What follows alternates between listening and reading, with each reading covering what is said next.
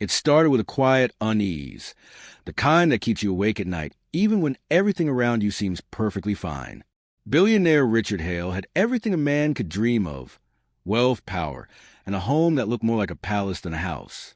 But lately, none of that mattered. Ever since the accident that left his only son, Ethan, paralyzed, Richard's world had turned cold and heavy. The laughter that once filled the halls of the Hale mansion had been replaced by the soft hum of medical machines and the quiet shuffle of nurses' shoes on marble floors. Ethan was only 12, a bright, curious boy who used to race through the gardens with their golden retriever, Milo.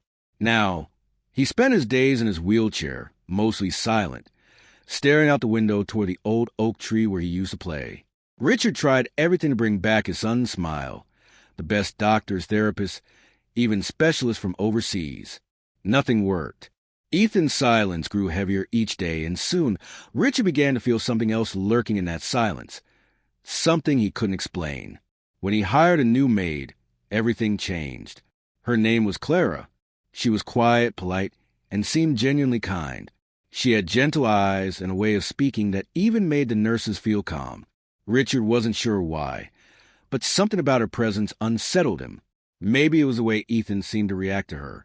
For months, his son barely moved or spoke, but on Clara's first day, Richard thought he saw the faintest trace of a smile. It was so quick, he almost convinced himself he imagined it. Still, Richard couldn't shake his curiosity. He began to notice little things. Clara spending extra time in Ethan's room after everyone else had gone, whispers through the intercom late at night, and once, when he checked the hallway monitor, she was standing by the window holding Ethan's hand, tears in her eyes. None of this seemed wrong exactly, but something about it didn't sit right. He didn't want to believe there was anything strange about her, yet his instincts told him to be cautious. That's when he decided to install cameras, not out of malice, but out of fear. Fear that something was happening under his roof that he couldn't see. The system covered every corner of the mansion: the hallways, the kitchen, the living room, and most importantly, Ethan's bedroom. Richard told himself it was just for security, that any father would do the same. But deep down, he knew it was more than that. He needed answers.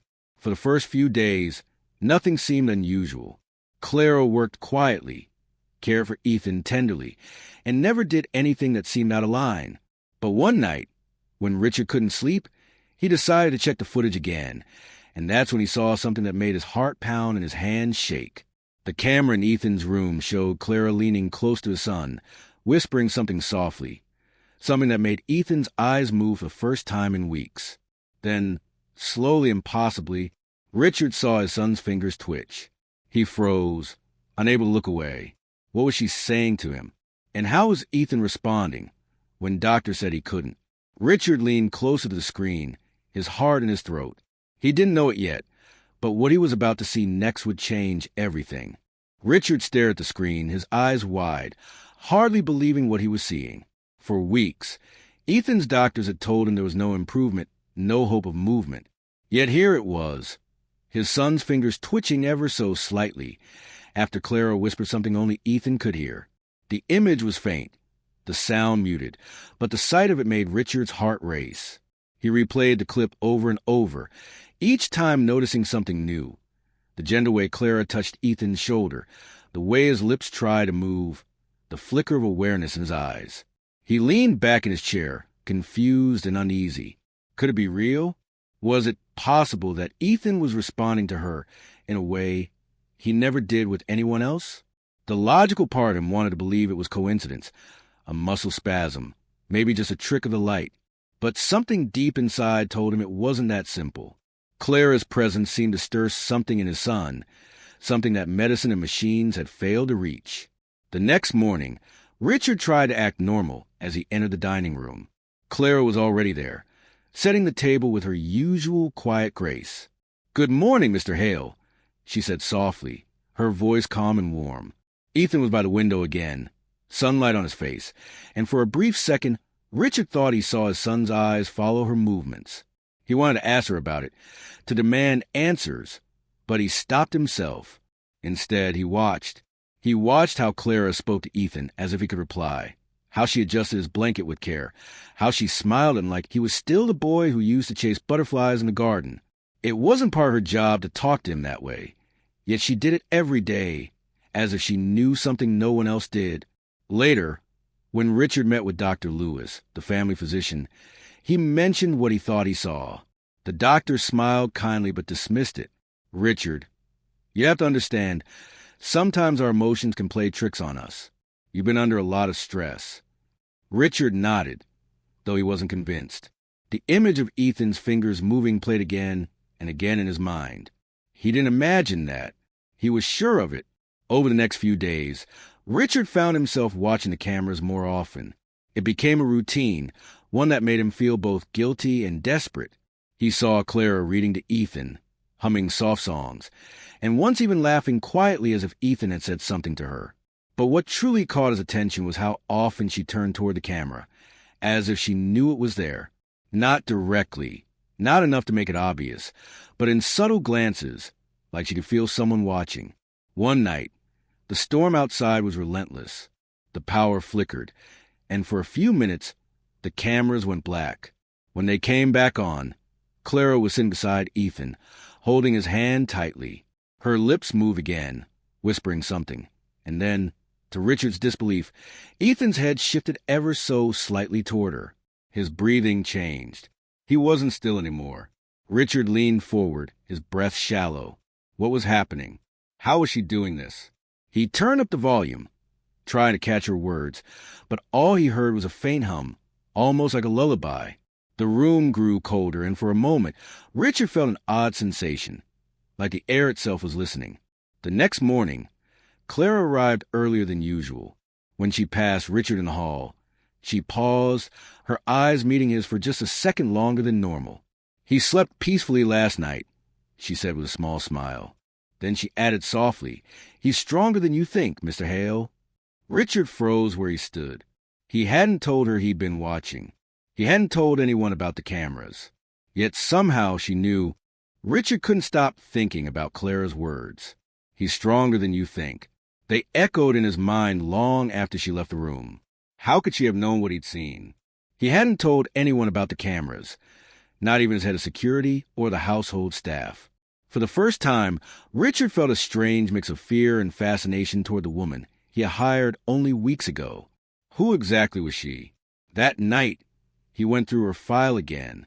It looked ordinary enough. References, ID, previous employment at a care facility. Everything checked out. But something about her handwriting on the application caught his attention. The signature felt oddly familiar, though he couldn't place where he had seen it before. He pushed the thought aside, convincing himself he was just being paranoid. Still, a question nagged at him. If she wasn't doing anything wrong, why did it all feel so mysterious?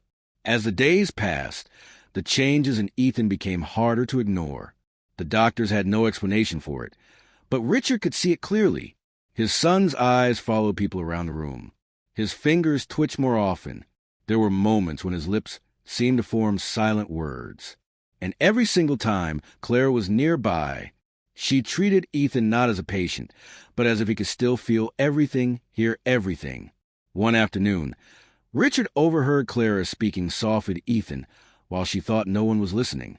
"You can't give up now," she whispered. "He's watching and he's scared. But you're going to show him, aren't you?" Richard froze outside the door. "He's watching?" The words sent a chill down his spine. Did she mean him? Or was she talking about something else? Someone else? When he peeked through the doorway, Clara was brushing Ethan's hair back, her expression calm, almost protective. It didn't look suspicious. Yet every instinct in Richard told him there was more to her than met the eye. That night, he called a private investigator, a man named Graham who had handled sensitive cases for him before. "I need you to dig into someone," Richard said quietly. "Her name is Clara Miles. She's my son's caretaker." Graham hesitated. "You think she's a threat?" "I don't know," Richard admitted. "But she knows things she shouldn't. And I can't risk my son's safety." Over the next few days, Richard tried to keep his distance, acting as though nothing had changed. But inside, he was watching every move she made. The cameras recorded everything. her morning routines, how she spoke to Ethan, even how she sat in silence by his bedside after hours. Nothing looked harmful, and yet there were moments that didn't make sense. Sometimes the video feed glitched only in Ethan's room. Sometimes the camera light flickered when she entered, as if something interfered with the signal. Then one evening, Graham called back. "Richard, you might want to sit down for this," he said. "There's no record of a Clara Miles working at the facility listed on her resume. In fact, the name doesn't appear in any employment database at all for the last 5 years." Richard felt his chest tighten. "What are you saying?" "I'm saying whoever she is," Graham replied, "she's not who she claims to be." That night, Richard couldn't sleep. Every sound in the house made him alert. When the hallway clock struck midnight, he opened his laptop and pulled up the live feed from Ethan's room. Clara was there again, sitting beside Ethan, whispering. Only this time, something was different. The lights in the room dimmed slightly, and for a split second, Richard thought he saw Ethan's hand rise a few inches from the bed, slowly, shakily, and touch Clara's wrist. Richard's breath caught. His son, who hadn't moved on his own in months, had just done the impossible. But as he leaned closer to the screen, something else caught his eye. Clara's face had changed, her calm smile replaced by an expression of deep sadness. She turned her head slightly, looking directly at the camera. "Please stop watching, Mr. Hale," she whispered. "You're not ready to know the truth yet." The screen flickered, and then the feed went black. For several long seconds, Richard just sat there staring at the black screen, his reflection faintly visible on the laptop. His heart was pounding so hard it felt like it might burst through his chest. Clara had spoken directly to him. She knew about the cameras. Again, but how? He hadn't told a soul, hadn't even written it down. Every logical explanation collapsed under the weight of what he had just witnessed. He tried refreshing the feed, but all he got was static. He checked the other cameras. Every single one was working except Ethan's room. A cold sweat broke across his forehead. He grabbed his phone, dialing the head of security, but stopped halfway through the call. What was he supposed to say? That his maid was somehow communicating through the surveillance system? It sounded insane, even to him. He closed the laptop, but the unease stayed with him like a shadow he couldn't shake. The next morning, Clara acted as if nothing had happened. She greeted Richard politely, served breakfast, and went about her duties with calm professionalism. Not a single hint that she had been in Ethan's room after midnight, or that she had spoken to him through a supposedly one-way camera. Richard watched her closely, tried to read something, anything, in her expression, but she was a wall of quiet composure. Later that afternoon, Graham called again.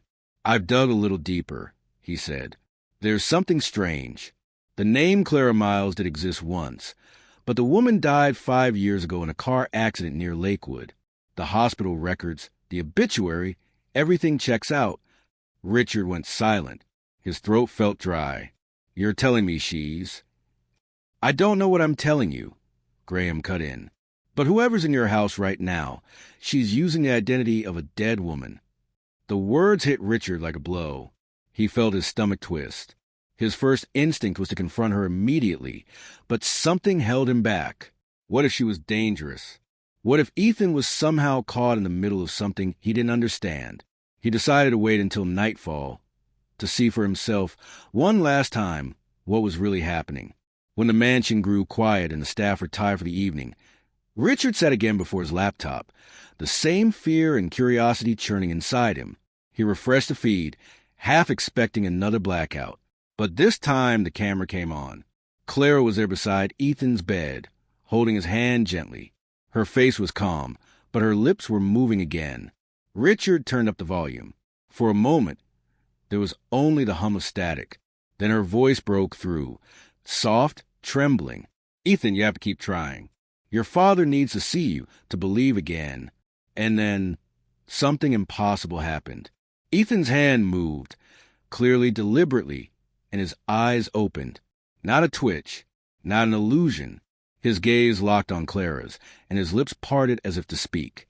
Richard stood up so fast his chair toppled backward. "Ethan," he whispered under his breath, tears forming in his eyes. His trembling fingers hovered over the keyboard, frozen between fear and hope. But just then, Clara turned her head toward the camera again, as though she had heard him through the screen. Her expression changed. The calmness faded, replaced by something urgent, almost pleading. "Mr. Hale, please," she whispered. "Don't come in here." "Not yet." Richard didn't listen. He bolted up the stairs, his heart pounding in his ears. The hallway lights flickered as thunder rumbled outside. By the time he reached Ethan's door, the air felt heavy, electric, as if the house itself was holding its breath. He hesitated only for a moment before pushing the door open. The room was dim, lit only by the soft glow of the monitor beside Ethan's bed. Clara stood beside him, her hand still on his. She turned toward Richard slowly, her eyes glistening in the low light. Ethan's chest was rising and falling on its own. No machine, no help. "Clara," Richard said, his voice unsteady, "what are you doing to my son?" She shook her head, tears slipping down her face. "I'm not hurting him," she said quietly. "I'm helping him remember." "Remember what?" Richard asked, his voice barely a whisper. But before she could answer, the lights flickered again. The monitors flashed a strange pattern, and Ethan's eyes rolled upward. The air seemed to hum around them, a faint vibration that grew stronger by the second. Richard took a step forward, reaching for his son, but Clara raised a trembling hand to stop him. "Please," she said, her voice breaking. "If you touch him now, you'll lose him." And just as Richard froze in place, Ethan's monitor emitted a long, steady tone, followed by an eerie silence that filled the entire room. For a moment, Richard couldn't move. The sound of the flat line filled the room, long and piercing, cutting through the storm outside. His heart seemed to stop with it. "Ethan!" he shouted, rushing forward. But Clara didn't move. She kept her hand on Ethan's chest, her eyes closed as if she were listening to something beyond the noise. "Don't touch him," she whispered again, her voice trembling but steady. Richard froze mid-step. The room felt different, colder somehow, heavier. He could feel the pressure in the air like before a lightning strike.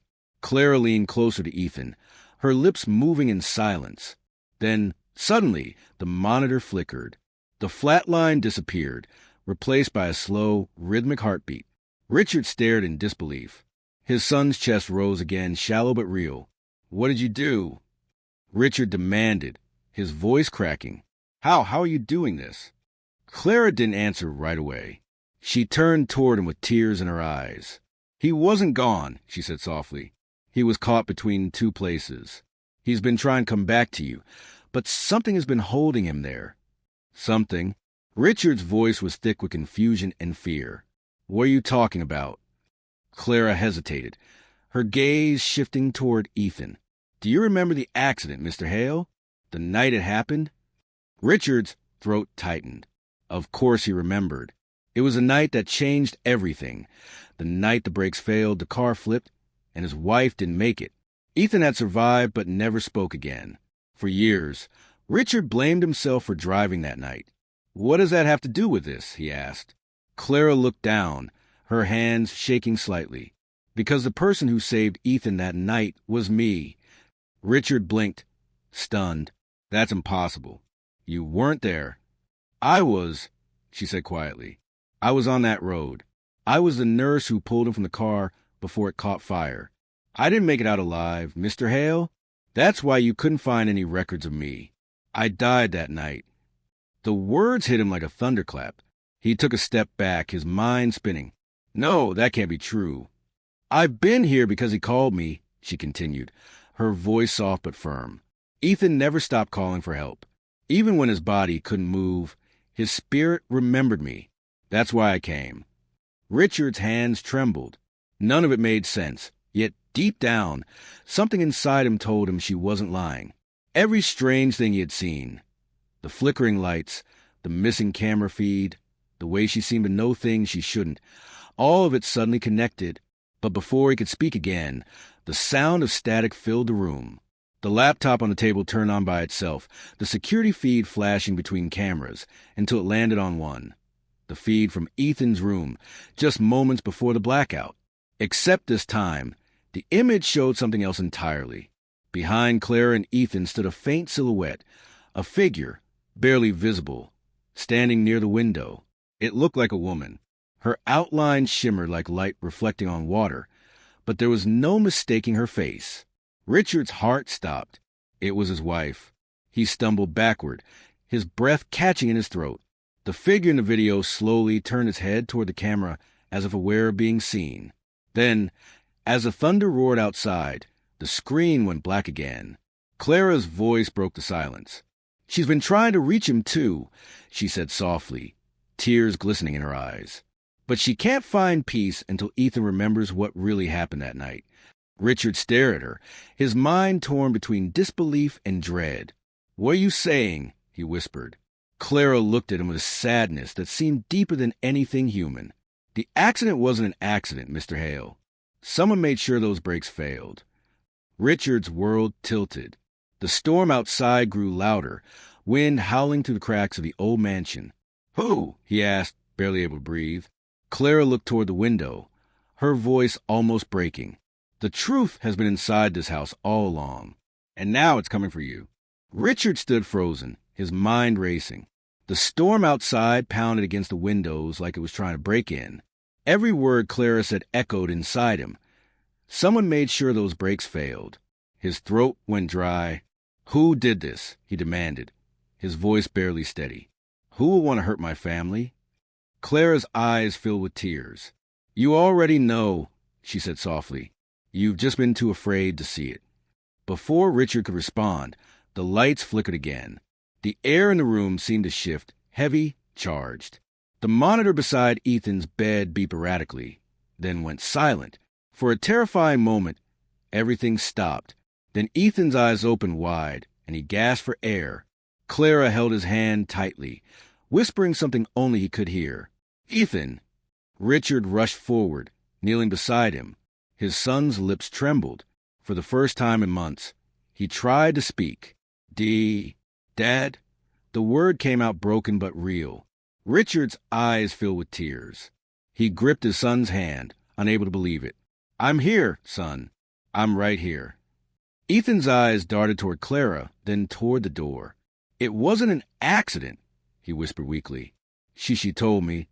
Richard's heart pounded. "Who told you?" he asked. But before Ethan could answer, a loud crash echoed through the hallway.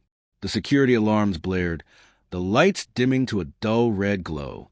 Richard turned toward the sound, his pulse racing. Clara stood still, her expression unreadable.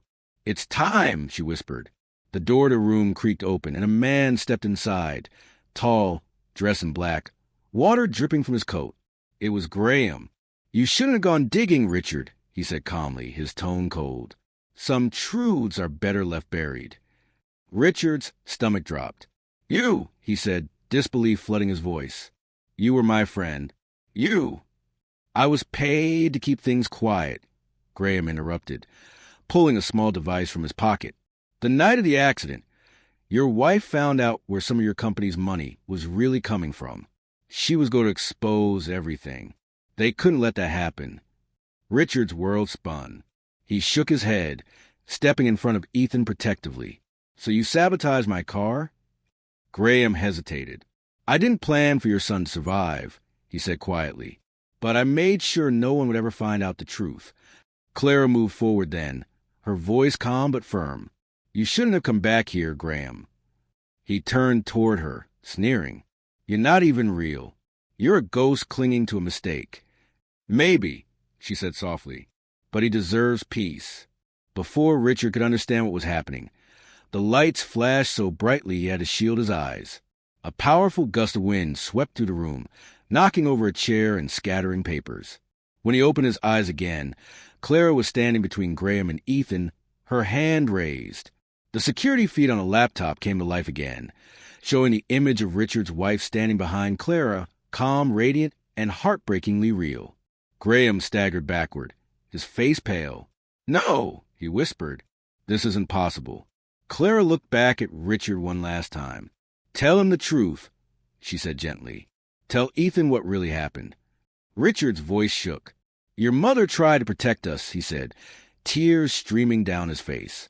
She found out someone was stealing from the company, and she wouldn't stay quiet. I thought I could fix it before it got out, but I was too late. The night of the accident, it wasn't her fault. It was mine for not listening. Ethan's fingers tightened weakly around his father's hand. "It's okay, Dad," he whispered. "Mom's here." Graham tried to move toward the door, but the lights flashed again, and the room filled with a blinding white glow. When it faded, he was gone. The wind died down, and the house grew still. Clara turned toward Ethan, her eyes soft and peaceful now. "You're safe," she whispered. "Both of you are." She smiled faintly, then looked back at Richard. "She's waiting for him, Mr. Hale, but it's not time yet." Before he could respond, Clara's form began to fade, her outline shimmering until there was nothing left but the faint scent of jasmine in the air. The monitor beside Ethan beeped steadily again. His breathing was calm, his face relaxed. Richard knelt beside him, still in shock. "Ethan," he whispered, "you're okay." Ethan nodded slowly. "Dad, I saw Mom." Richard swallowed hard, his heart breaking and healing at the same time. "I know," he said quietly. "So did I." Outside, the storm finally began to fade. The first light of dawn crept through the window, washing the room in gold. But as Richard looked at the monitor one last time, he noticed something that made him pause. The camera in Ethan's room, the one that had gone dark so many times before, flickered back on, and for just a moment, in the reflection on the screen, Clara stood by the window, smiling. Then she was gone. As the police cars finally drove away and the flashing lights faded from the long driveway, silence returned to the Whitmore estate. But it wasn't the same silence that had filled it before. This one was softer, warmer, like the house itself could finally breathe again. Ethan sat by the window, the morning sun brushing across his pale face. His wheelchair stood nearby, but for the first time in months, he wasn't using it.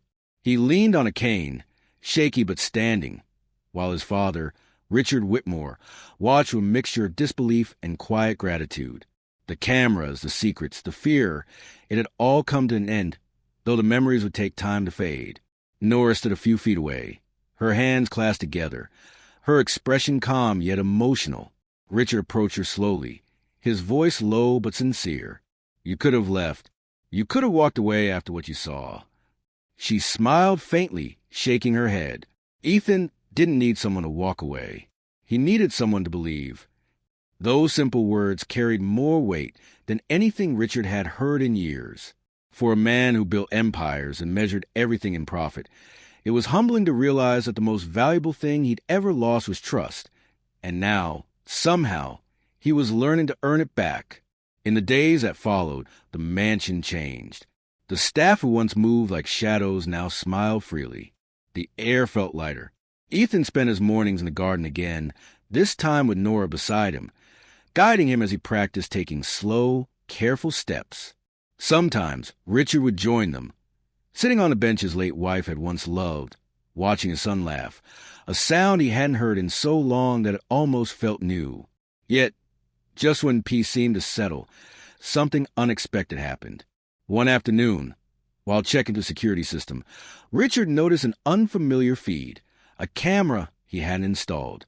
It was positioned in the guest house, the same one where Nora had stayed. His heart skipped a beat.